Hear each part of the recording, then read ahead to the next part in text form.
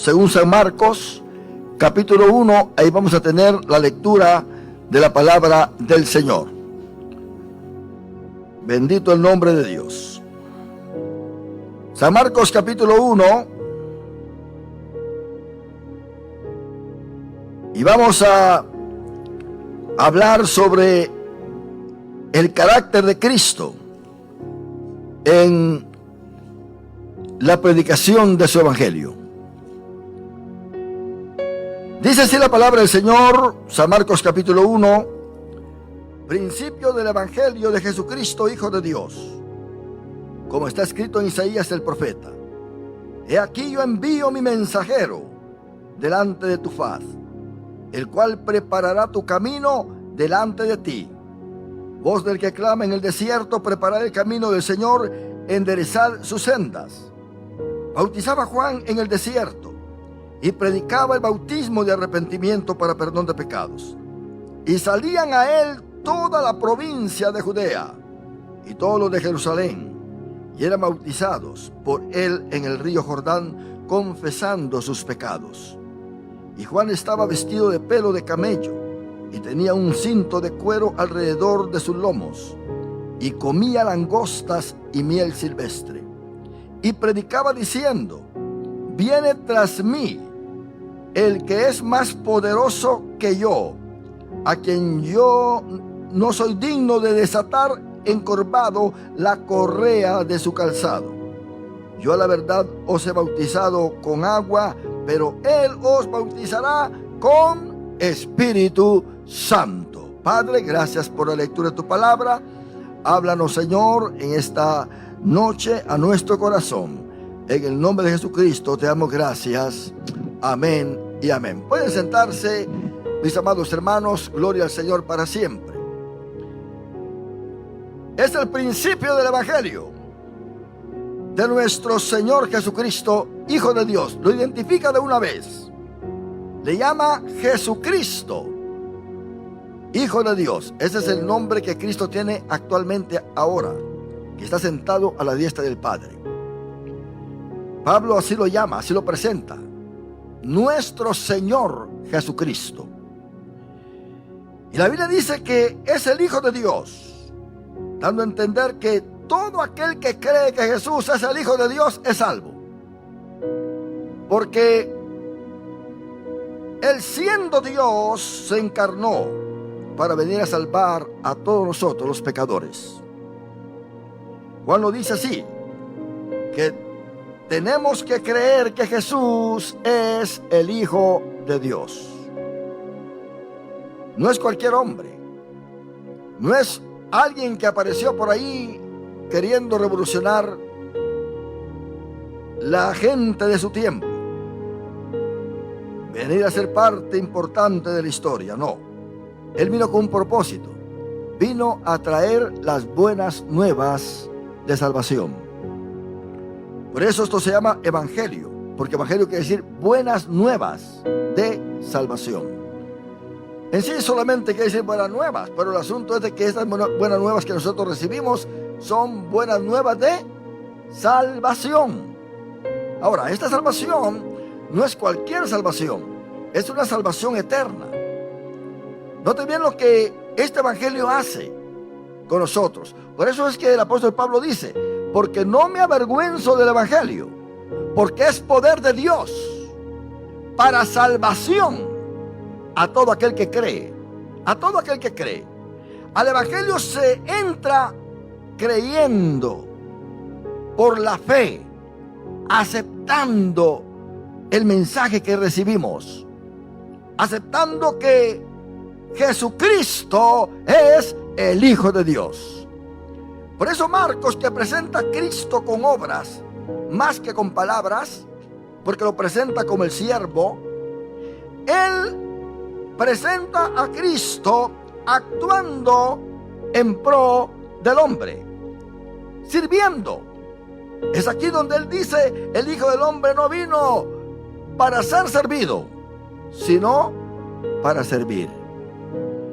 Y ahora notemos nosotros la clase de servicio que Jesucristo ha proveído para nosotros. Y hasta el día de hoy sigue sirviéndonos, porque Él es ahora mismo un sumo sacerdote para todo aquel que viene al Padre. No se puede llegar al Padre sino antes tener la asistencia de este sumo sacerdote.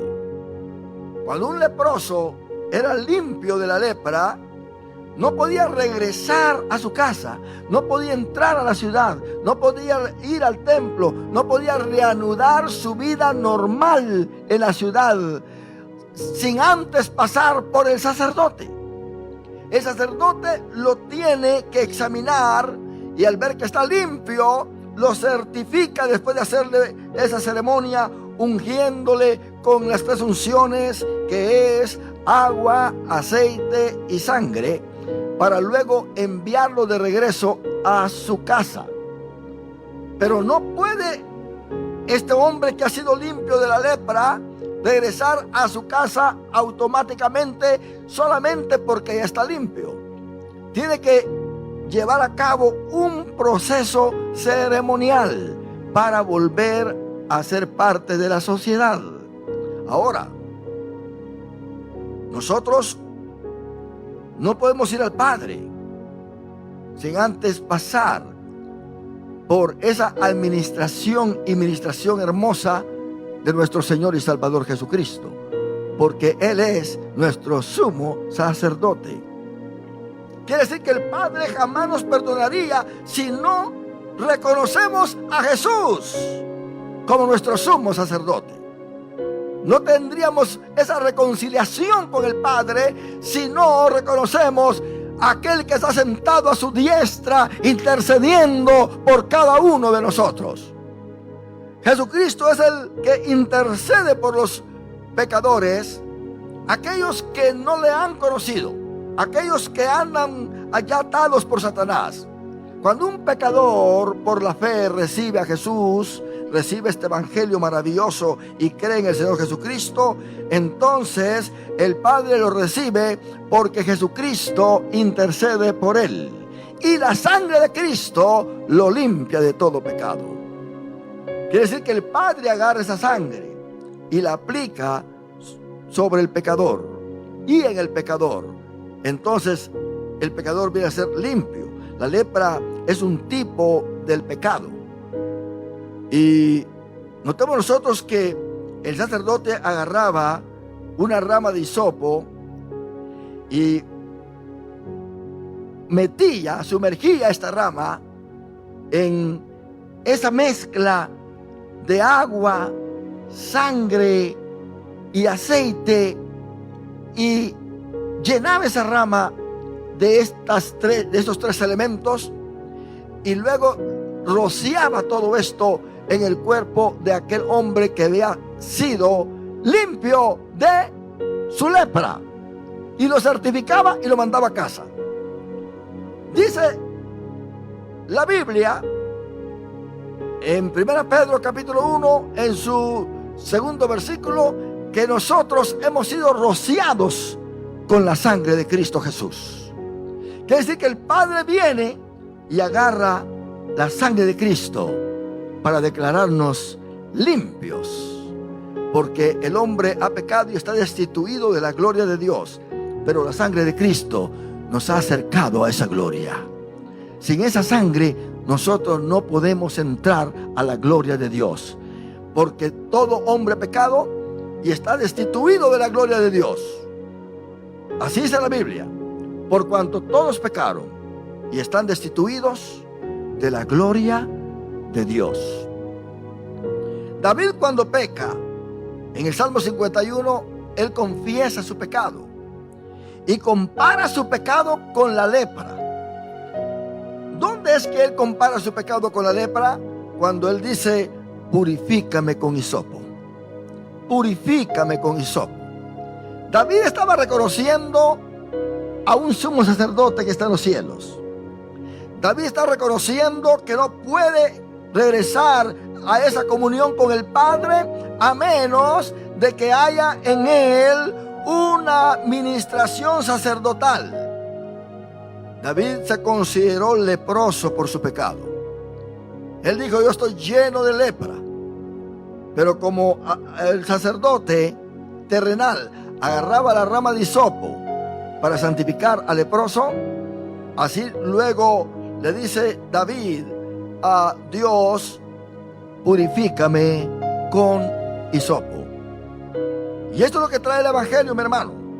El evangelio, dice Pablo, que vino a revelar cosas que estaban para los grandes religiosos de este tiempo, cosas que estaban escondidas para ellos.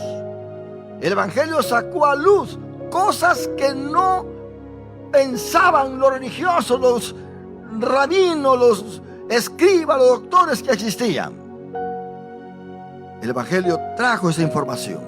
Ahora, toda la información que nosotros tenemos es por el evangelio. ¿Por qué nosotros sabemos del paraíso? Por el evangelio. ¿Por qué nosotros sabemos de la vida eterna? ¿Por qué nosotros sabemos de la iglesia? ¿Por qué sabemos de los dones? ¿Por qué sabemos del fruto? ¿Por qué sabemos de la resurrección de los muertos? ¿Por qué sabemos de la transformación del cuerpo de los cristianos? Esa regeneración que va a haber en la tierra es por causa del evangelio. ¿Por qué nosotros disfrutamos de una fe? Por causa del evangelio. ¿Por qué es que tenemos nosotros derramamiento del Espíritu Santo? Porque el Espíritu Santo es parte ahora de la iglesia y sabemos cómo trabaja. Es por causa del evangelio. El evangelio vino a revelar muchas cosas. El evangelio vino a revelar que hay una separación. Hay dos caminos después de la muerte. Está el camino hacia el Hades y el camino hacia el paraíso. El evangelio nos vino a traer todo esto. El evangelio nos trajo a nosotros lo que es la iglesia, lo que es esta comunión que nosotros tenemos. Sin el evangelio nosotros no tuviésemos nada de esto. Así que Cristo trajo un principio hermoso del evangelio. Por eso dice principio, porque esto no existía.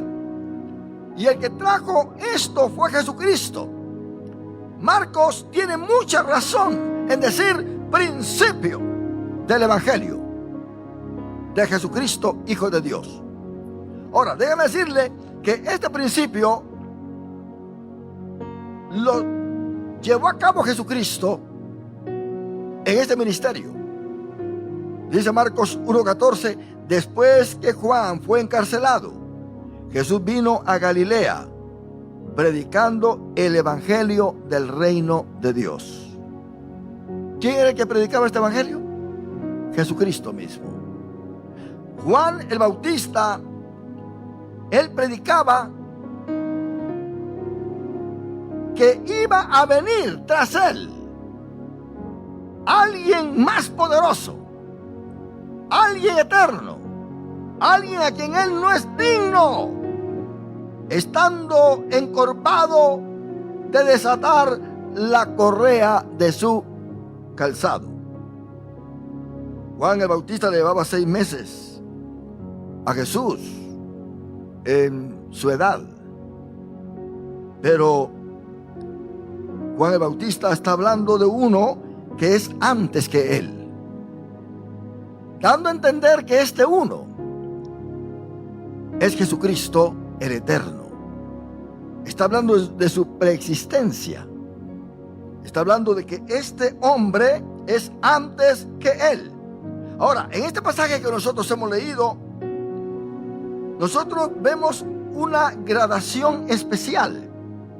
Note bien cómo el programa de Dios se intercala dentro de la sociedad humana. Primero está la profecía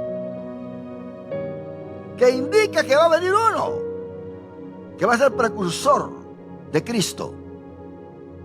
Va a venir uno con una voz preparando al pueblo, como está escrito en Isaías el profeta: he aquí yo envío mi mensajero delante de tu faz, el cual preparará tu camino delante de ti.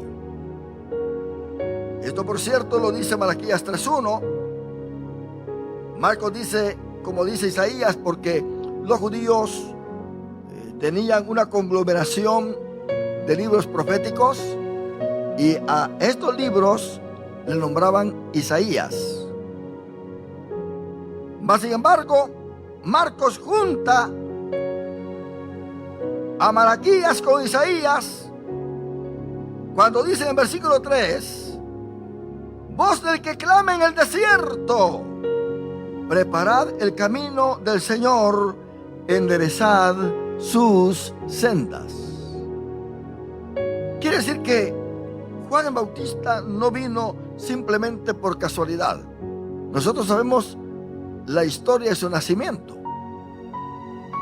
Su madre Elizabeth era estéril, avanzada de edad. Su padre Zacarías era sacerdote, y no cualquier sacerdote. En ese tiempo habían muchos sacerdotes, aún sacerdotes que habían puesto que no eran parte de el linaje sacerdotal. Pero como Dios hace que en el cumplimiento del tiempo venga Cristo, en ese tiempo estaba allí Zacarías, quien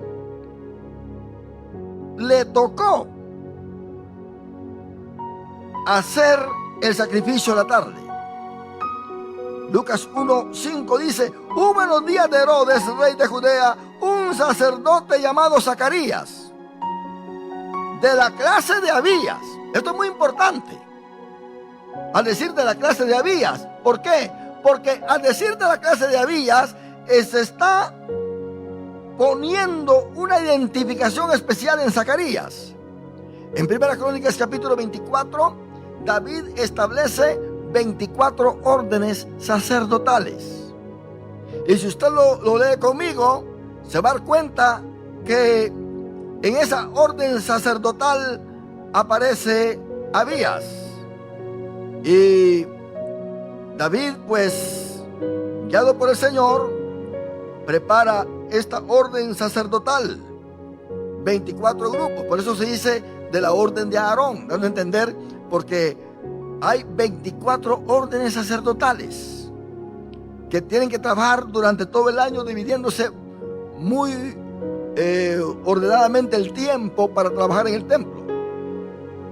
Y dice 1 Crónicas 24:5 que estos grupos fueron organizados y los repartieron pues por suerte los unos con los otros. Porque de los hijos de Eleazar y de los hijos de Itamar hubo príncipes del santuario y príncipes de la casa de Dios. Y el escriba Semaías, hijo de Natael de los levitas, escribió sus nombres en presencia del rey de los príncipes y delante de Sadoc el sacerdote, de Ahimelech, hijo de Abiatar, y de los jefes de las casas paternas de los sacerdotes y levitas, designando por suerte una casa paterna para Eleazar y otra para Itamar. La primera suerte tocó a Joiarib, la segunda a Jedaías. Estas son las 24 órdenes sacerdotales. La tercera a Harim, la cuarta a Seorim, la quinta a Malaquías, la sexta a Mijamín, la séptima a Cos y la octava ¿a quién? A Abías. De esta orden es que desciende Zacarías. Y Zacarías es elegido para ofrecer el sacrificio a la tarde, porque es el cumplimiento del tiempo. Dios es soberano. Dios maneja todas las cosas con su poder y con su autoridad. Si Dios tiene un propósito también con nosotros, nada va a pasar en vano. Dios sabe por qué estamos esta noche acá. Dios sabe por qué no permitió que alguien viniera de los que andan de fiesta en esta noche. Dios sabe por qué alguien está pasando por un momento difícil. Dios sabe por qué alguien ahora mismo está siendo recipiente de un milagro. Dios sabe por qué te ha dado ese trabajo que tienes. Dios sabe por qué has recibido esa noticia que has recibido. Porque Él tiene un propósito. Cuando estamos delante de Él, bajo su control, hay un amor en nosotros. Y la Biblia dice que todos aquellos que amamos a Dios, cualquier cosa que venga nos va a ayudar para bien. Entonces Dios tiene todo bajo su control. Zacarías entra y le anuncia al ángel Gabriel. Note bien, esto es después de 400 años de silencio. Nunca más, hacía 400 años después de Malaquías, no había bajado nunca un ángel a hablarle a nadie. No había habido ningún profeta. Todos esperaban al Mesías que viniera. Era un silencio bastante fuerte. Nadie lo podía romper. No había una voz divina en esos 400 años. Y se rompe ese silencio con la llegada de Gabriel. El ángel Gabriel llega y le anuncia a Zacarías que su esposa va a tener un hijo y que le va a poner por nombre Juan, y el espíritu de Elías va a estar morando en ese niño, dando a entender que iba a venir con un ministerio el cual se podía identificar con el ministerio de Elías. Uno de los puntos importantes es que estaba la profecía de que Elías iba a venir primero antes de que el Mesías apareciera. Malaquías lo dice de esa manera. Zacarías lo dice. Tenemos nosotros que entender que Dios tiene un orden especial para que las cosas se cumplan. Vino Juan el Bautista y Jesús dijo: a la verdad, Elías ya vino, porque él vino a prepararme a mí el camino, pero lo rechazaron. Vine yo, porque hablaban de Juan el Bautista diciendo: ese no come, ese solamente está en los desiertos. Y vengo yo que como, y me dicen el comilón. Hasta apodo le pusieron a Jesús. A esos pecadores no se les escapa nada. Así que no creyeron. Por lo tanto, el Salmo 110 se cumple. Y dice el Señor a mi Señor: siéntate a mi diestra hasta que ponga a tus enemigos por estrado de tus pies. Y no lo deja así solamente. Lo declara sumo sacerdote, no según el orden de Aarón. Vamos a poner el Salmo 110 para que veamos nosotros lo que dice. Jehová dijo a mi Señor: siéntate a mi diestra hasta que ponga a tus enemigos por estrado de tus pies. Jehová enviará desde Sión la vara de tu poder. Domina en medio de tus enemigos. Ya está hablando de que este es el Mesías. Pero por haberlo el pueblo rechazado, se ha regresado al cielo. Pero va a regresar. Pero ahora que está en el cielo, mire la función que tiene. Tu pueblo se te ofrecerá voluntariamente en el día de tu poder, en el milenio. En la hermosura de la santidad, desde el seno de la aurora tienes tú el rocío de tu juventud. Dando a entenderte que su presencia, su ser, no se muda. Es eterna esa presencia. Pero aquí viene esto: juró Jehová y no se arrepentirá. Tú eres sacerdote para siempre, según el orden de Melquisedec. Nosotros sabemos quién es Melquisedec, que aparece en el libro de Génesis, que bendice a Abraham. Este Melquisedec no tiene genealogía, no tiene principio, no tiene fin, no tiene padre, no tiene madre, según lo dice Hebreos capítulo 7. Así que Jesús viene del orden de Melquisedec.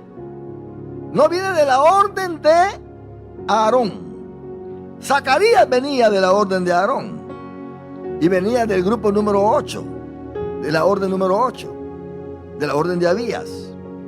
Pero Jesús no venía a ninguna de esas 24 órdenes. Jesús venía de la orden de Melquisedec, dando a entender su naturaleza, dando a entender que aunque él no era levita, sino judío, Dios lo había declarado con juramento sumo sacerdote. Ahora, esta función de sumo sacerdote no era para que fuese aquí en la tierra. Ya Dios tenía previsto que Jesucristo, su Hijo, se iba a regresar al cielo e iba a entrar con su propia sangre para que los pecados de los hombres sean perdonados, sean limpiados por el Padre usando su propia sangre. Y esta sangre es la que nos limpia de todo pecado. Esta sangre es la que nos redime para con el Padre. Esta sangre que Jesús ofrece en el cielo, no en el tabernáculo terrenal, sino en el tabernáculo celestial, es la sangre que a nosotros nos ha salvado. Ha sido rociada sobre cada uno de nosotros, y la sangre de Jesucristo, todos podemos decir que tiene poder. ¿Cuántos adoramos a Dios por esto? La sangre de Jesucristo tiene poder. Cambia al borracho, cambia a la prostituta, al ladrón, cambia al asesino, cambia a cualquier pecador, porque es una sangre creada por el Espíritu Santo en Cristo Jesús, Señor nuestro. Entonces lo hizo Dios sumo sacerdote. Ahora, usted y yo tenemos que leer Hebreos capítulo 7 para saber qué clase de sacerdocio es este y por qué viene a reemplazar el sacerdocio arónico. Lo dice claramente Hebreos que este ministerio de este sumo sacerdote es mejor que el ministerio de los sacerdotes arónicos, porque este Jesucristo tiene un mejor ministerio, por cuanto es mediador de un mejor pacto. Quiere decir que está el pacto de la ley, pero también ahora tenemos el pacto de la gracia. Esto quiere decir que ya la letra de la ley no está fuera de nosotros. Ahora se llama la ley de Cristo, que está puesto en nuestro corazón. Porque Jesucristo lo dijo claramente, Dios lo profetizó, que esa ley iba a ser escrita en nuestros corazones por el Espíritu Santo que está en nosotros, dando a entender que esa ley de Cristo ahora nos dirige. Ahora podemos caminar en el Espíritu Santo, andar en el Espíritu Santo y vivir en el Espíritu Santo. Esta palabra de andar en el Espíritu, hermano, no es simplemente, como dice Génesis, que Enoc caminó con Dios. No es simplemente de caminar y ir de una dirección a otra dirección. La palabra hebrea lo dice muy claramente, que es pasear, es vacacionar, es tener un momento de alegría, un momento de regocijo, un compañerismo. Quiere decir que cuando usted camina con el Espíritu Santo, usted siente regocijo, siente alegría, usted siente un paseo especial. No es asunto de que del punto A lo lleva al punto B y ahí desapareció todo y terminó el programa. No, ese Espíritu Santo camina con nosotros siempre. Es por eso que usted en su carro canta, le dan ganas de cantar. Nadie lo está forzando a usted a cantar en su casa, ahí en su trabajo, en su negocio. Nadie lo forza. Usted siente algo que lo motiva a cantar, que lo motiva a darle a Él la honra y la gloria. Ese es el Espíritu Santo. Esa es la ley de Dios escrita en nuestro corazón. Porque Cristo dijo que sus palabras son vida. Y note bien que la ley en las tablas de piedra que Dios le dio a Moisés fue una ley escrita por el dedo de Dios. Así le llama. Fue escrita por el dedo de Dios. Y este dedo de Dios, hermano, es algo que nosotros tenemos que entender. El dedo de Dios, según lo dice Lucas, es el Espíritu Santo. Y el Espíritu Santo, mi amado hermano, es el que mora en nosotros. Por lo tanto, la ley de la gracia de Cristo está escrita en nosotros. Por eso dice la Biblia que todo aquel que es guiado por el Espíritu de Dios, ese es hijo de Dios. Cuando Cristo viene a predicar el Evangelio, no es solamente de predicación, de hablar, de enseñar. No, hay un resultado especial en aquel que escucha el Evangelio. Cuando Pablo dice que la fe viene por el oír, y el oír la palabra de Dios, no es solamente de creer y aceptar a Cristo, y ahí llegó todo. No, es un proceso hermoso en el cual Dios mete a aquella persona para que vea la gloria de Dios en su vida. Por eso en Hebreos 7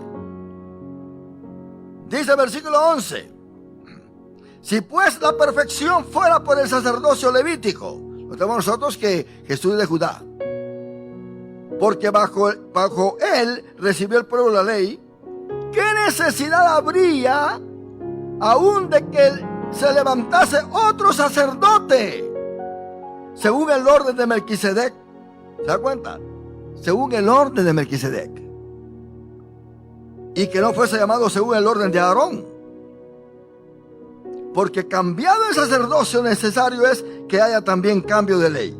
Quiere decir que el sacerdocio arónico, el cual todavía los judíos están reclamando en su tierra, están tratando de buscar todos los elementos y todo aquello que pueda hacer que el sacerdote tenga o pueda tener para llevar a cabo su oficio, y agarrar a la gente levítica y identificarla y hacerla sacerdote. Todo esto ellos lo están haciendo porque ignoran que ese sacerdocio arónico realmente no benefició a nadie para la vida eterna. Pero sí, tenemos nosotros a un nuevo sacerdocio que no es de la orden de Aarón, sino de la orden de Melquisedec, donde no hay principio ni fin. Porque Cristo dijo: yo soy el primero y el último, yo soy el alfa y la omega, yo soy el principio. ¡Aleluya! Entonces tenemos acá que dice: porque cambiado el sacerdocio, necesario es que haya también cambio de ley. Si el sacerdocio se ha cambiado, entonces la ley también cambia. Ya no vamos a ser regidos por la ley mosaica, sino por la ley de Jesucristo, por la ley del Espíritu de vida, aleluya, que nos hace libres de la ley del pecado. Y oiga bien lo que dice Hebreos: y aquel de quien se dice esto es de otra tribu, no es de la tribu de Leví, es de la tribu de Judá, Jesucristo. Y aquel de quien se dice esto es de otra tribu, de la cual nadie sirvió al altar, nadie. Y luego dice: porque manifiesto es que nuestro Señor vino de la tribu de Judá, de la cual nada habló Moisés tocante al sacerdocio. Y esto es aún más manifiesto, si a semejanza de Melquisedec se levanta un sacerdote distinto a la orden arónica. Y luego sigue diciendo: no constituido conforme a la ley del mandamiento acerca de la descendencia, sino según el poder de una vida indestructible. Porque todo aquel que tenía que ser sacerdote tenía que venir de la descendencia de Aarón. Pero Jesucristo no viene de la descendencia de Aarón. Jesucristo viene de la descendencia de Abraham, pasando por David y llegando a este mundo, dando a entender que es el Rey de Reyes y Señor de Señores. Ahora, pensemos nosotros esto. No es solamente que viene de esa descendencia, de esa genealogía santa que Dios había preparado, sino que este sacerdocio arónico termina. Y Cristo entonces viene a reemplazar y a traer un nuevo sacerdocio. Y eso es lo que muchos no entienden. Cambió el sacerdocio arónico, cambia la ley. ¿Por qué cambia la ley? Porque el sacerdote es el que juzgaba a aquellos que eran transgresores de la ley. Por lo tanto, no podía ahora continuar este sacerdocio, porque la justicia se confirmaba a través de los hechos, dando a entender que Jesús dijo: si vuestra justicia no fuese mayor que de los escribas y de los fariseos, no entraréis al reino de los cielos. La ley juzga por lo que está afuera. La ley no juzga lo que está dentro del hombre. Por eso Jesús se opuso a muchos ritos y ceremonias que tenían ahí los fariseos, de lavarse las manos, de contaminarse con cosas que tocaban. Y Jesús dijo: realmente lo que contamina al hombre no es lo que entra, sino que lo que contamina al hombre es lo que sale de él, lo que hay en su corazón. Porque todo lo que sale del hombre es todo lo que tiene en su corazón. Y Cristo dijo que vino a dar un corazón nuevo. Ese corazón de piedra lo ha transformado en un corazón de carne, sensible al llamado de Dios, sensible al Espíritu Santo, sensible a la ley de Cristo, sensible a todo lo que Dios hace por nosotros a través de Jesucristo, el Hijo de Dios. Entonces aquí se termina la ley juntamente con el sacerdocio, y es aplicada esta ley en diferente forma. Ahora es una ley que se escribe en nuestro corazón, y aquello que está en el Antiguo Testamento ahora es revelado en el Nuevo Testamento, en una condición totalmente diferente, en una condición espiritual. Y luego dice el versículo 17: pues se da testimonio de él, tú eres sacerdote para siempre según el orden de Melquisedec. Oigan bien lo que dice el versículo 18, y esto es lo que muchos no entienden. Queda pues abrogado. ¿Qué es abrogar? Cancelar, terminar. Queda pues abrogado el mandamiento anterior. ¿Por qué? A causa de su debilidad e ineficacia. Por eso Pablo dice que por la ley nadie se puede justificar. ¿De qué sirve que se vaya un sacerdote terrenal cuando ese sacerdote terrenal no es perfecto? Cuando se tiene a un sacerdote perfecto, ¿de qué sirve ir a un sacerdote a un santuario terrenal cuando el sacerdote que tenemos está en el santuario celestial? ¿De qué sirve ir a un sacerdote que entre al santuario, al lugar santísimo, con sangre de machos cabríos, de animales, cuando tenemos un sacerdote que no entró con sangre de animal, sino que con su propia sangre, pero a la presencia del Dios omnipotente? Queda abrogado todo eso. Los que quieren vivir por la ley, dice Pablo, han caído de la gracia. Ya no pueden vivir en gracia porque se quieren justificar por sus propias obras. Alguien podía estar codiciando a una mujer, pero tranquilo, y la ley no lo condenaba. Pero la gracia dice: no, ahora tú puedes pecar y llegar a ser un adúltero sin hacer nada, simplemente porque codicias a aquella mujer. Así que la justicia ahora pasa de lo exterior a lo interior. Ahora, para Dios nosotros somos lo que pensamos y no lo que hacemos, sino lo que pensamos, lo que hay en nuestro corazón, porque de la abundancia del corazón habla la boca. Porque Dios cuando pide el corazón, aleluya. Dios quiere justicia interior, porque cuando hay justicia interior hay paz del Espíritu Santo. Entonces agradamos al Señor. Así que esta ley de Cristo ahora nos justifica a través de la justicia interior que Él ha puesto en nuestro corazón. Ahora, note bien que el versículo 19 dice, hablando de la ineficacia de esta ley, pues nada perfeccionó la ley. Y todavía hay gente que quiere vivir por la ley. No que hay que guardar el sábado, no que los 10 mandamientos, no que aquí, que allá. O sea, se quieren justificar en la práctica, cuando Cristo ya hizo todo por nosotros. ¿Quién subirá al monte santo de Jehová? ¿Quién estará ahí en este lugar santo? El limpio de manos y puro de corazón, dice el Salmo 24. El que no ha jurado con engaño ni elevado su alma a cosas vanas, ese estará en el lugar santo de Jehová. Pero ninguno de nosotros puede cumplir con eso, por mucha ley que guardemos, como dijo Pedro en el capítulo 15 de Hechos, que ni nuestros padres ni nosotros, dijo Pedro, hemos podido llevar esta carga de la ley, porque por la ley nadie se va a justificar en sí. Mas sin embargo, nosotros ahora somos justificados por la gracia de nuestro Señor Jesucristo. Él es el que llega al lugar santo y nosotros vamos atrás de Él. ¿Cuántos adoramos a Dios por esto? Vamos atrás de Él. Y luego dice,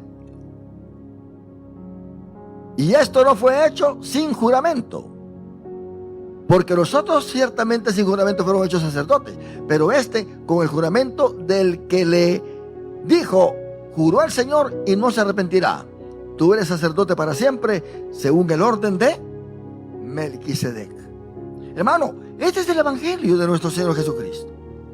A usted le pueden predicar otro evangelio, el evangelio de la ley, que es la ley mosaica, que hay que vestirse como judío, que tienes que cantar en hebreo, que tienes que ir a la sinagoga, o sea, un evangelio totalmente diferente. Hablan de Cristo, predican igual que nosotros, pero metiendo ahí cosas de la ley. Ya no predican el evangelio de la gracia. Ese es un evangelio. Pero el verdadero evangelio que Cristo vino predicando es el evangelio de la gracia. Note bien lo que dice Juan en su capítulo 1, cuando habla de la gracia. Dice en el versículo 15, Juan dio testimonio de él. Juan, el Bautista, dio testimonio de Cristo. Yo no soy digno de desatar el calzado de sus pies. Él es antes que yo. Yo a ustedes los estoy bautizando con agua. Note bien el proceso que hay. Juan viene bautizando con agua y viene llevando este evangelio e iniciando este evangelio, presentando a Jesús, y Jesús entonces presenta el evangelio a su pueblo. Así que está el principio del evangelio. Juan viene bautizando en agua, pero está el otro proceso, y él dice, yo a la verdad os bautizo con agua, pero Jesucristo, Él os bautizará en el Espíritu Santo. Note bien el proceso de este evangelio. Cristo predica, Juan viene bautizando con agua, y vemos nosotros que Cristo ya no va a bautizar con agua, sino con el Espíritu Santo. Quiere decir que esto va progresivamente en nosotros. Dios ha hecho muchas cosas en nuestra vida por el evangelio, pero todavía falta mucho más. Dice la Biblia que este cuerpo todavía no ha sido glorificado, pero va a ser glorificado un día. Va a ser transformado. Dice Juan 1:15. Juan dio testimonio de él y clamó diciendo, este es de quien yo decía, el que viene después de mí, es antes de mí, porque era primero que yo. Porque de su plenitud, de su llenura, tomamos todos. Y gracia sobre gracia. Pues la ley por medio de Moisés fue dada, pero la gracia y la verdad vinieron por medio de Jesucristo. ¿Está claro, sí o no? Entonces, ¿por qué muchos se enredan en todo esto? ¿Por qué? Dice el versículo 18: a Dios nadie le vio jamás. El unigénito Hijo que está en el seno del Padre, Él le ha dado a conocer. Se dice que Moisés vio a Dios cara a cara, pero Moisés nunca vino del cielo. Cristo sí vino de allá, porque Él es Dios. Él ha estado con su Padre. Él desciende del Padre. El Padre le dio las palabras que enseñara en esta tierra, como lo dice en su oración. Y Él es el que toma toda potestad en el cielo y en la tierra. Por eso Hebreos dice que Jesucristo es mayor que Moisés, que Jesucristo es mayor que Josué, que Jesucristo es mayor que los ángeles. Porque ¿a quién de los ángeles dijo Dios: siéntate a mi diestra? ¿A quién? Solamente a Jesucristo. Hebreos dice que Jesucristo es mayor que cualquier otro profeta que se haya levantado. Es mayor que Aarón como sacerdote. Su sacerdocio es mayor que el sacerdocio arónico. Ese es Jesucristo a quien nosotros tenemos. Este es el evangelio que nosotros profesamos. De este evangelio nadie nos tiene que mover. Que por allá dice que hay que hacer esto, que esto y lo otro, que ritos, que creer, que el judaísmo, que cuánta cosa, que el mesianismo. Hermano, nosotros ya tenemos el verdadero evangelio.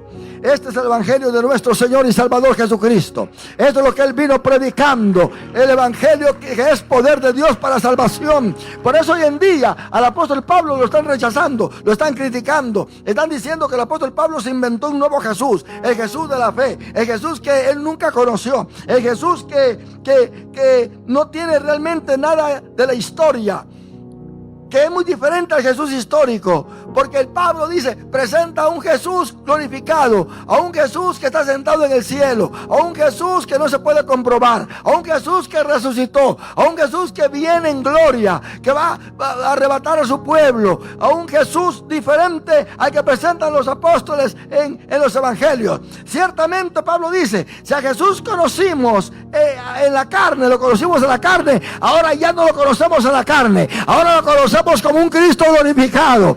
Pablo dice, yo no les estoy presentando a un Cristo histórico, yo no les estoy diciendo que sanó al ciego, no les estoy diciendo que levantó a aquel que estaba muerto, yo les estoy diciendo a ustedes que este Cristo, Dios lo declaró hijo suyo al resucitarlo al tercer día de la tumba y sentarlo a su diestra, y este Cristo reinará, vivirá y es la cabeza de la iglesia.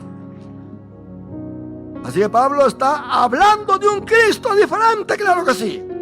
No de un Cristo humano que recibe cachetadas, que recibe escupidas, que le ponen una corona de espinas en este tiempo. Que si Cristo bajara ahora y esos que lo maltrataron estuviesen vivos, no podrían tocarlo, porque es un Cristo resplandeciente más que el sol. Es un Cristo que tiene poder y gloria. Es un Cristo que se manifiesta en Apocalipsis como uno que tiene ira contra el pecador. Es un Cristo que va a tener a sus enemigos bajo el estrado de sus pies. Nadie podrá contra este Cristo. Este es el Cristo que presenta Pablo. Este es el Cristo nuestro. Por eso nosotros no tenemos que tenerle miedo al diablo teniendo este Cristo, porque este Cristo es vencedor. Él es nuestro ayudador, Él es nuestro pastor, Él es el que nos guarda y nos bendice. No podemos nosotros tenerle miedo a las situaciones de esta vida, al futuro, porque este Cristo nos promete un futuro esplendoroso, Cuando Él dijo, yo estaré con vosotros todos los días hasta el fin del mundo, a esas palabras hay que ponerle mucha atención. Porque este Cristo, al estar con nosotros, está como un poderoso gigante. Este Cristo nos cubre con su gloria. Este Cristo nos llena de su gracia, nos llena de su Espíritu Santo. Aleluya. Él es el que hace milagros a través de la iglesia. Por lo tanto, no temamos. Cristo vino predicando este evangelio. Por eso dice, principio del evangelio de Jesucristo, Hijo de Dios. A esto se refiere Pablo cuando dice, cualquiera que venga predicando otro evangelio del cual yo predico, sea maldito, sea anatema. La iglesia tiene que velar hoy en día. Cuidado con aquellos que predican tan hermoso y tan bonito, que tienen palabras lisonjeras, que tienen palabras convincentes para poder tergiversar la mente del verdadero cristiano. Pero Pablo dice que solamente los ingenuos son engañados. Aquellos que nunca quieren escuchar la verdad. Aquellos que nunca les interesa el verdadero Cristo. Que nunca les interesa el verdadero evangelio. Pero si nosotros estamos en el verdadero, como dice Juan, estamos ungidos también. Y con la unción nadie nos puede engañar. Porque la unción siempre nos enseña toda la verdad. ¿Cuánto decimos un aleluya a esto, mis hermanos? Póngase de pie y damos gracias al Señor.